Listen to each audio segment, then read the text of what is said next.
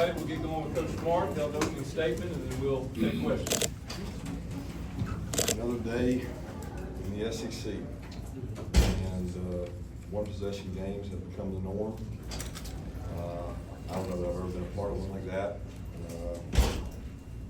A lot of credit goes to Lane and his staff. They had the team really prepared to come into this game and start fast, as they did.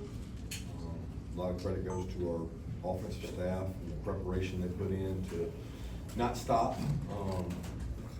I just told the guys that's a culture win, because you don't win that game if you're not physically tough, mentally tough. We call it hard to kill, and the one thing we're hard to kill. We won't go away. We got to keep getting better, and I'm so happy that the players get return on the work ethic, physicality we play with, how we practice. It paid off, on offense, and our ability to run the ball at the end of the day, probably the difference in the game, because we sure couldn't stop them very often, but we stopped them when we had to. So great crowd, unbelievable crowd. Hats off to Ole Miss and really, I mean, they're offense guys. I think they lead the country and plays over 30 yards. We probably helped put them further ahead, but they got a really good team. Questions? Coach, talk about the relentlessness of the defense in that fourth quarter and how that created a good atmosphere for you guys there. Well, they finally got the crowd into it. You got to win first down, and we got like an incompletion, a batted ball, just anything to get a break. But the turning point was when the offense scored and all the offensive players ran over to the defense, and I thought they inspired the defense. Before we got the first stop, it was right after we scored. About 7 of them ran over there. Lucky, Nate, all the guys, Ernest, and I think that the defense felt the juice. They felt the juice, got a little cooler, got a little louder, and we got some big stops there. Kirby, why are you guys so good at making second half adjustments?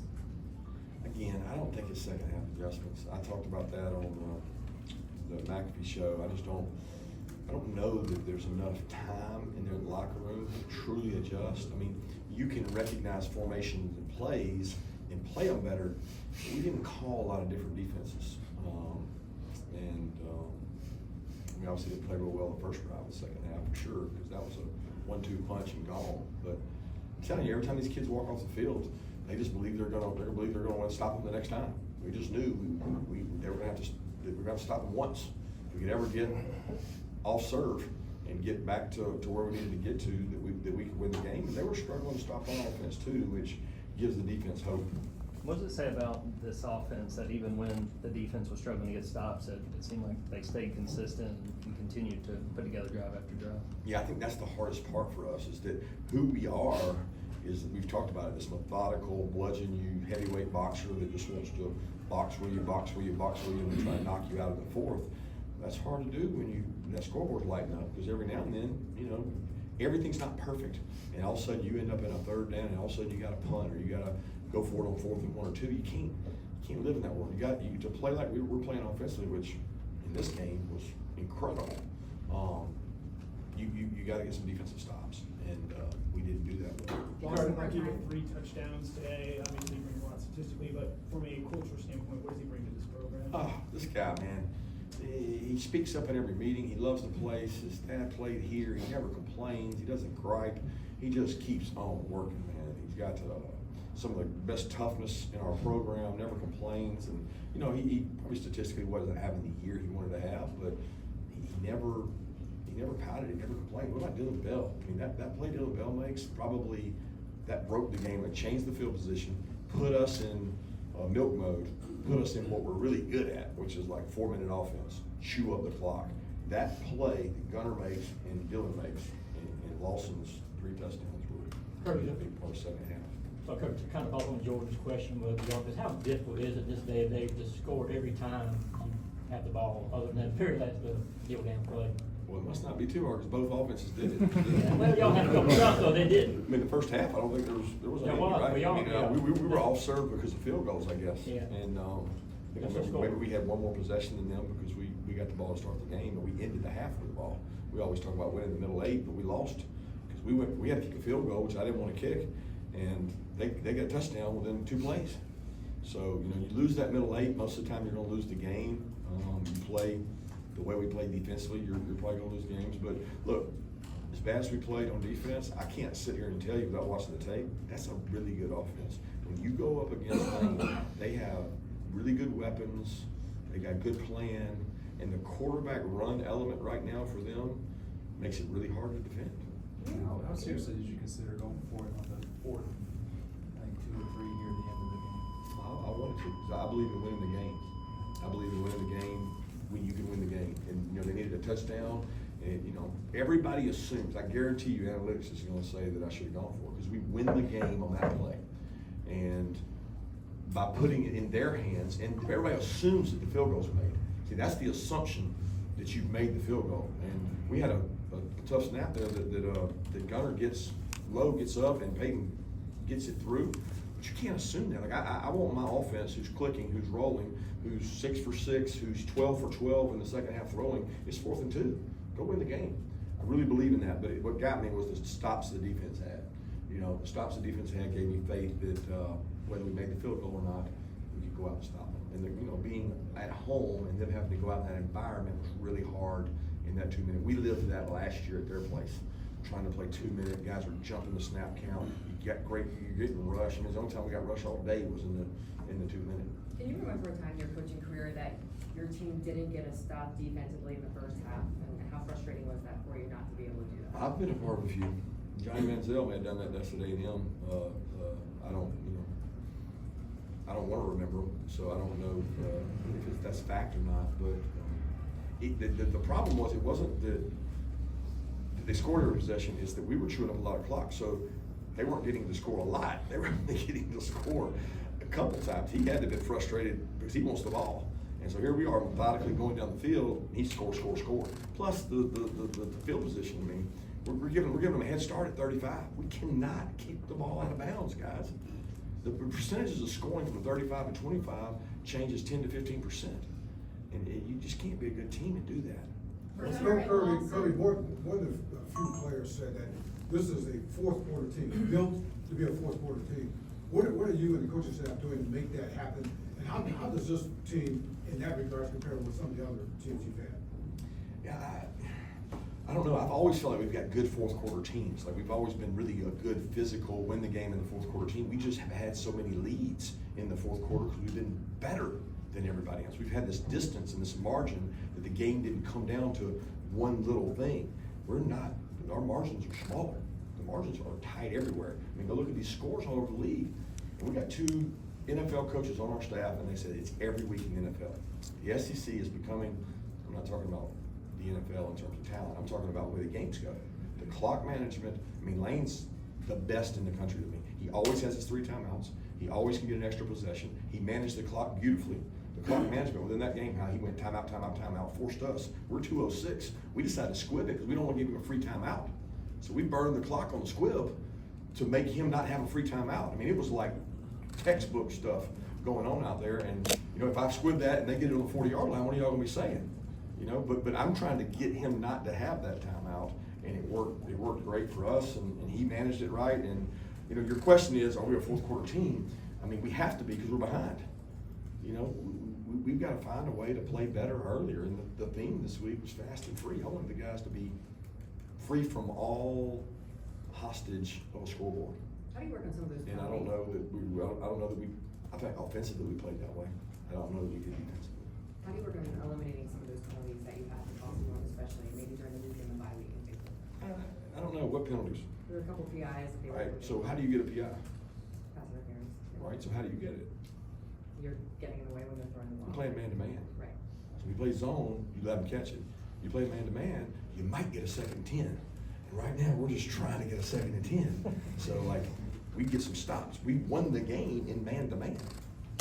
So I'm gonna live and die on that sword, because if you just give guys free access and stand off of them, which they did, got went 12 for 12. Their guy was 12 for 12 when we played zone. So I'm gonna take a PI to get the 3rd down. Kirby Ellis and connecting for 3 touchdowns. Talk to us about seeing that connection with them today. Who? Gunner and Lawson. Yeah, they're great friends. Lawson's one that had the quote last year in the Texas game. I said, I hope you believe in you as much as I believe in you. And they've got a great rapport with each other, and I think that helped. So I don't know if all those plays were designed for him. I know the pop pass was, the RPO was. I don't remember his third one, but those are things that he made big plays when his number was called. What was it like for you in the fourth quarter, coach? Like, and coaching that game, what's it like for you when there's like no margin for error? What's it like from the coach's perspective? Really calm. I'm old, man. I was walking around thinking about what I was gonna do. I knew what I was gonna do. It's like the old me would have been, running up and down the field, and does you no good. It's just make good decisions in intense moments and make quick decisions. Live with them and go with it. I want to show confidence in our defense, which hard to do right now, but we did by kicking that field goal. Kirby, where's your team kind of adopt that same mentality that you have when you're calm in the fourth quarter like that? I don't think so. I don't think our team pays attention to that part of it. I mean, I think at halftime we had a really good effect on it. I told the defense, I said, guys, we got them right where we want them. We ain't stopped them yet. We got them right where we want them. We're coming out in the second half, and we're held in the second half. And that didn't work, but we kept coming. Any update on Colby Young? Yeah, I should know what it is. It's not good. It's fractured down there. It's broken. I can't remember if it was tibia or fibula. I don't know which one. It's not. A lot of positives from tonight, obviously, but what are you gonna use this bye week for to work on? Everything. I mean, like, we gotta go to work. We gotta get healthy. Like, this was the first game, guys, that we looked over there and said, man, we can give Ernest a blow and put one in. And we stay fresh. And like, we can be really good if this offensive line's healthy because they can lean on people. They just wear people out like an anaconda. Just keep squeezing and squeezing. And we had like some guys roll in, and that was the first time we were able to do that. Let's go to Mark and Chris. Your quarterback, what allows him to never get rattled despite the score? First off, he's got a great coach. He gets coached the right way. Mike Bobo and Brandon Streeter, they spend a lot of time with those quarterbacks. The play Gunner made today now, guys, he took it to another level because, I mean, they got a blitz to tackle the back, they got a guy covering the tight end of the flat, and they got a guy running right at him. He pulled the ball, beat the guy blitzing, and then ran for a touchdown. Had some huge scrambles, great throws on time, darts, like the throw to Dylan Bell. I mean, like, let's give credit where credit's due. He's wired for these type moments because he's tough, and his team believes in him. I didn't get to talk about it, but this kid couldn't practice Monday and Tuesday. He literally couldn't practice. His oblique, the shots he took at Auburn, he's beat up, and we're like, okay, we won't use you in the quarterback run game. We'll get to you, coach. I want to run it. I want to run it. My team needs to see me run it, and he did. And we were concerned he wouldn't be able to go, and there was no flinch in him. I wanted to segue Kirby off the offensive line. The way you guys played in the fourth quarter, really started to lean on them, impose your will. What does that do for this football team as you guys continue to go forward, especially the play? I don't think you had any penalties in the offensive line either. Yeah, I was amazed. I kept talking about that. I thought that would be the only way we get a drop kick was that. And they had great technique. We do a lot of research on what are holds, what aren't holds, and send them make those kids watch those each week. And I think that helps us. But, one of our coaches said it best. He said, if we can run the ball and stop the run, which we have done that, we run the ball and we stop the run, we'll be in every game we play. It'll just be holy hell to win it. And we are defining that every week. We are slowly but surely defining that. Nate was productive tonight. Just what have you seen from him really the last few weeks, ever since that? More aggressive, less thinking. He had some strip outs in this game last year. He's concerned about it. I thought he had some big runs. Killer was the third and the one that we could ice the game. We thought we had it. We missed a block. I wanted Nate to hit that and ice the game, but I think we missed a guy on that one. But I'm really impressed with what Nate's done. Coach, you talked about Gunner's toughness. How much does that wear off on his teammates? How much does the rest of the team absorb that toughness identity because their quarterback's out there playing? Oh yeah, absolutely. The offensive line. I mean, they see it. They see how that kid plays. They want to play for him. They want to compete for him. The backs too. The receivers, they love him. I mean, Gunner's the most lovable guy, cause he never crosses anybody. He's just Mr. Positive, and yes, sir, coach. Yes, sir, coach. Can't get him to say anything. That's time for one more. Kirby, you mentioned the margins right now are tighter around the league. Coach, Why you do agree? Yeah, and most coaches have said the same thing. Why do you think that is though, from compared to 2 or 3 years ago? I don't know, people will say the portal, I mean, there's money everywhere, right? So everybody's, especially in our league, so it just kind of, it's like sand, it just kind of levels out, you know? It just goes and it uses and it levels out, and there's more depth, there's good players, people are going out and picking up. I mean, Arkansas can go get a quarterback like they get that keeps them in every game. I mean, like, everybody's got depth in players, and I want to say it's the portal. I don't know. I know it's going to be hard on my heart if it continues, because we had a run here where we didn't have as many of those, and now it seems like every week. I do want to thank Lane, though, for the end of the game. He gave me some hot yoga tickets so I can go to yoga, so I appreciate that. Thank you,